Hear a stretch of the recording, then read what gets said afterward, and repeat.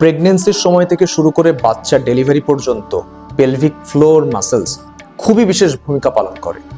বাচ্চার যে বাড়তি ওয়েট এটা ক্যারি করা থেকে শুরু করে যখন ডেলিভারি হবে পেলভিক ফ্লোর মাসেলসের কিন্তু অনেক স্ট্রেচিং হয়। তো ডেলিভারি হওয়ার পর এই পেলভিক ফ্লোর মাসেলসের কিন্তু রিহ্যাবিলিটেশন দরকার হয় যাতে এটা পূর্বের অবস্থায় ফিরে আসে।